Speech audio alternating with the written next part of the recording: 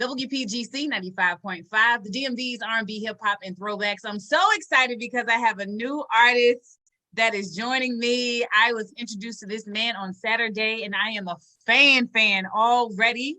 What an incredible talent he is, from the South. You know what I'm saying? Which I'm from the South, so it's already a connection right there. Sonny Miles is joining me right now. How you feeling, my guy? I'm doing well. How about you? Thank you for having me. I'm doing amazing. Thank you for joining me. I was like, is it gonna work if I slide in his DMs? And it did, kind of, because I was like, let me add him and see if I can get this interview. And here we are.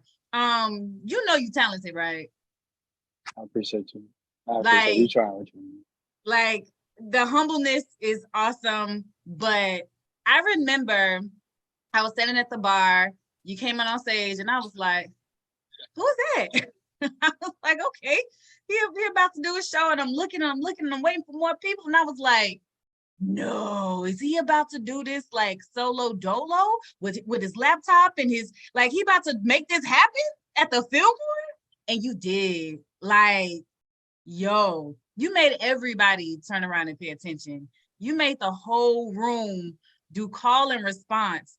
And some of the people, our fans, do know you, but some people, this was our first introduction to you. And you had the people going. So as you've been on this tour with Mac Ayers and, opening up, how has that been for you so far? How you liking being on the road consistently? So it's cool. This is definitely first, absolutely the wildest, I guess. Yeah, this is wild. It's cool to be having some shows in different states.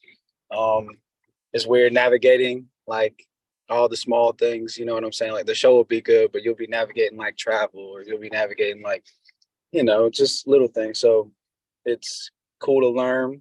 It's cool to have more patience. It's cool to see new cities, eat different food. Mm-hmm. And then outside of just the performing, it's cool to be here with my friends, like people that I've been growing up with. So it's cool to not be alone, you know what I mean? To have people that have your back and support you. And then Mac's team has been so kind. Like, it's great to get paid on time, all the things, all of Okay. it. All the things. Talk to me about having your community with you and having your people with you. Because being on the road can be lonely.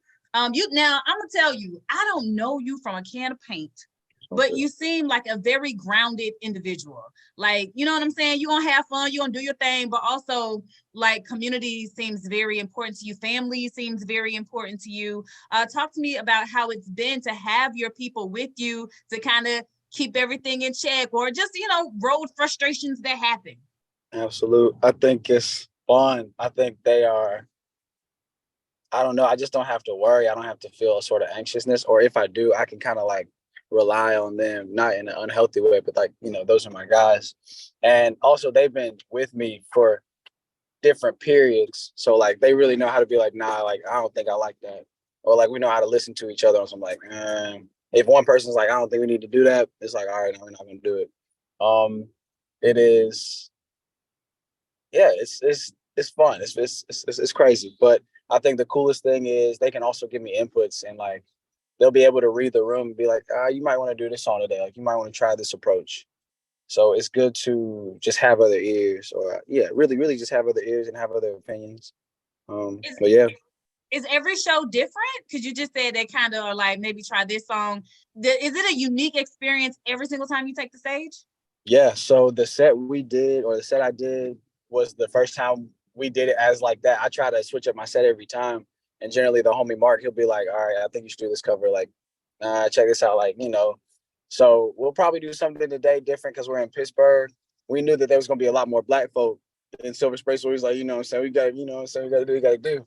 But I think it's really just like seeing the cities and seeing people and having another perspective. Like, yeah, like expect like taking pictures like after the show, having someone to be like, yo, like let's go over here, someone to help orchestrate. Um, but yeah, it's cool. Yeah, okay. I like that. I got a chance to hear you do the cover under 3000 prototype, and you did CeeLo Forget You. I thought those were great, but I was really blown away with you and your ability to just have your voice was like art. It was, oh, it was so good. The call and response. It was one song that you had, and I thought to myself, ooh, that's a good radio single. Like that would be a good, like I can hear people, because when it's catchy and you can sing along with it, I think that's really good for radio. So I was like, oh, I'm gonna tell him that. So, just hearing your music and your sound, tell me about the moment that you realized like you found your sound, you found your stage presence, how you want to present yourself to new fans and old. That's a good question. I remember there was a point in time in which, because I'll generally like send my music to friends. If my friends don't like it, I'm like, well, who cares, So I would be sending it to them, and there was a couple instances they'd be like, okay, I think you're getting it. Like it took me 3 or 4 years kind of trying to figure it out. I think 2021 was the first time I started getting some songs that were really like unique to me that I felt like I could be myself on.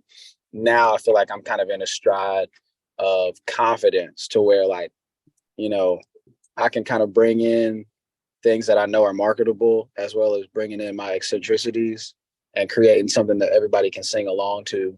And that took a while because I try to be different and weird, and then there's times in which you kind of have to find a fine line.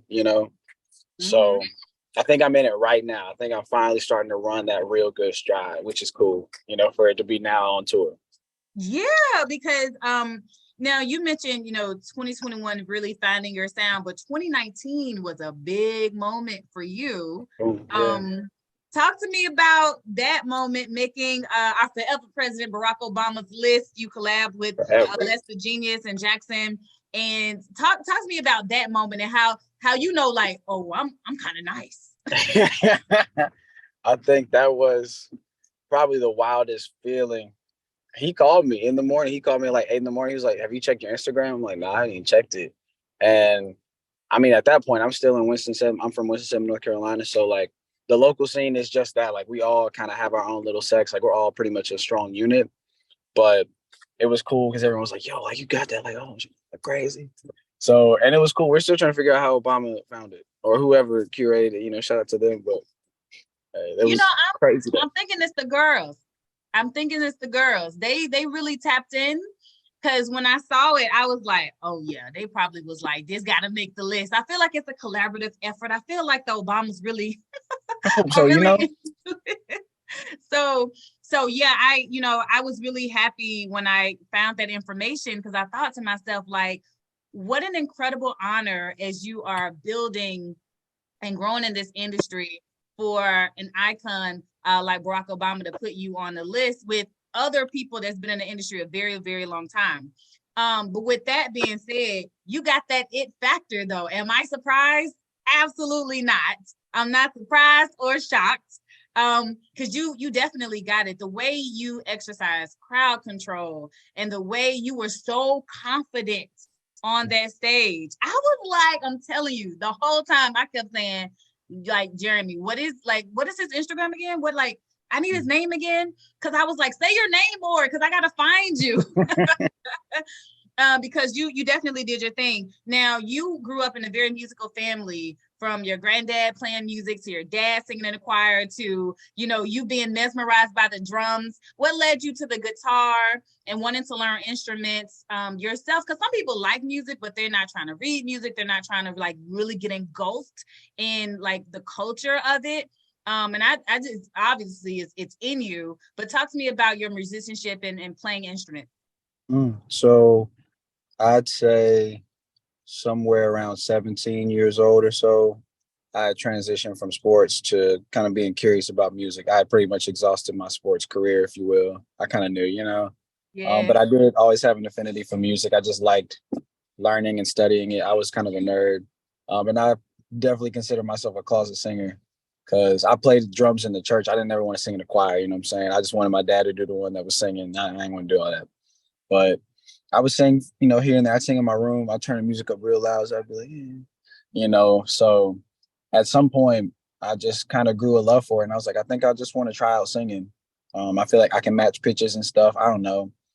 And it just kind of kept working for me. I'd say somewhere around the end of my senior year of high school, I got into I guess like acoustic music and stuff like that. I was never a piano guy. That never made sense to me. But for some reason, I was like, I want to try to play the guitar. And within about 3 months of playing it, I was kind of getting my hands going. But I was also kind of forced to perform early. So, Mm. and I could tell you because we had this Black Symposium for NC State, and they had a talent show. So I started playing guitar in May of 2014, and then the symposium was in August. And I did pretty good. And they were like, "Hey, we want you to play for somebody else at this bigger event in like a couple weeks." So you kind of like you got to take the event, but you kind of don't feel prepared. But it must mean that you're prepared enough. So you kind of just got to keep doing it. And and like an old homie of mine, he'd be like, I mean, well, no one said I'm bad, so I guess I'm not awful. And I guess the more you continue to play and chip at it, you kind of realize, okay, maybe I'm a little bit like, different. But I think it was a slow process. I'm still kind of feeling new. I'm 27 now, so I'm coming up on my 10th year of just like thinking about singing and stuff. Like a lot of people have done this their whole lives. Like, I'm thinking about Mac Ayers, like he went to school for music. So, and though he didn't, need to complete it, because come on, look, if I was like him, I'd be the same. But, Right. like if, he probably had these dreams and aspirations when he was 6, 7, and he probably started working towards them at a younger age. So I still kind of feel like I'm behind the ball at times. I do feel qualified, but it's still kind of like, all right, I feel like I have so much to learn. I play bass, I play obviously drums, I play guitar and whatnot, but I've also extended that to engineering because I just want to like have be capable. So yeah. That's what I was going to ask you next. Do you produce your own tracks? Are you in the lab cooking up, what that sound is going to be for your songs that you're performing and that you're putting out? Because again, I have never seen an artist just kind of free on stage like you were. You were just like, all right, we're gonna play this song. All right, y'all gonna get into this. I need your help. Like I thought it was dope. I thought it was cost effective. Like it's a lot of things I thought. I was like, this makes sense. I like this. This is smart. He's smart. Hey, look, man. And I tell you the truth, because of course I want to DJ. Like I got some homies back at home. I'd love for them to be on the road with me. But the reality was like we got asked to do this March, like the first, and one of the first dates was at the end of March. And they were kind Wow. of like, if you want to get it going, you can start it at the end of March. So it was kind of like, all right, if I'm gonna do it, like it might just have to be me this first go round. And thank God it didn't have to be. But um man, yeah, producing wise, I'm a big community person, as we mentioned. So a lot of the homies back in Raleigh or Winston or Charlotte or whatever, um, it'll just, you'll play a show, you'll play something real small. A couple people are here and they'll be like, hey, I think I got a friend or a homie. You should meet him. And from there, that's when I start to build relationships. So generally, the core of the songs will be produced by like somebody, or maybe they'll have like a little melody here. That's when I start changing it up and changing up the drums. I don't know if you remember When You Need. Um, but the homie, he basically gave me the drums and the little sample that looped it. I was like, all right, we're gonna take this, add some keys. I'm gonna call someone who can do this. You Mm-hmm. know, you know what I'm saying? Mm-hmm. But I do try to make things a big fiasco. I have a homie playing guitar on there, so I called him up. I know he's great. Had someone else play keys on it, so you know what I'm saying. Yeah, yeah, But yeah. most of the songs are like that. I try not to do things alone anymore. I grew up an only child till I was about 16. So I had a bad habit of feeling like I don't need to depend on people. So I try to Mm-hmm. offset that by like depending on people and like really growing that with music at least, because you got to share. It's meant to be shared. Yeah, Like, we make it together. And plus, we had that COVID. So, you know what I'm saying? Like, we had to try something. absolutely. Well, whatever you're trying is working. The people are loving it. I definitely walked away a fan. And like again, my first thought was once I got your name, I was like, who is Sonny Miles? So for someone who's never been exposed to your music before, and this may be how they learn of your talent and your gift, who is Sonny Miles? Like, let the people know. Sonny Miles is a creative that wants to facilitate a space of love, of peace, and I'm talking about live, the music. I want to make a space where people feel comfortable to sing, um, having grown up in church, I want it to feel like that. I don't want it to always be tense and uptight. I don't want you to feel like you got to be too cool. I don't want the music to feel like that too. Like I want you to feel free when you hear it. Feel free to sing along, and also that you can relate to it. I feel like I'm finally speaking about real topics or how I really feel. So I pray that and I hope that Sonny Miles as an idea and as an art is a space where people feel free to just express themselves and have fun. Meet the person that's beside you, sing with them, you know. Absolutely. You're doing your thing, you're on tour with Mac Airs. Question, are you going to be on the second leg of the tour when it starts back up in September in Raleigh? We all I can say, is that it's in the air, right? Right now I'm working and acting like, it's mine, Yes. right? But Yes. the offer was extended, so I'm just doing my part right now to make sure that like I keep my spot. If that spot, if they're thinking about me, right, I'm gonna keep upkeeping it, keep earning it. But I pray. I would love to go to Toronto. You know what I'm saying? I would love to play at his hometown state or hometown show in New York. So Absolutely. I'm going to pray with you because you deserve it. We praying folks around here. So I do love that for you, Sonny. I'm excited for you. I do want to ask you.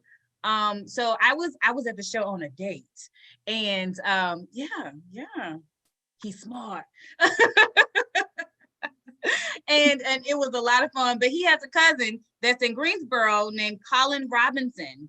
Do you okay, happen does that ring a bell for you, Colin Robinson? is it another artist name by chance, or it's just Colin Robinson? I think it's both. I think that's his name and that's his artist name.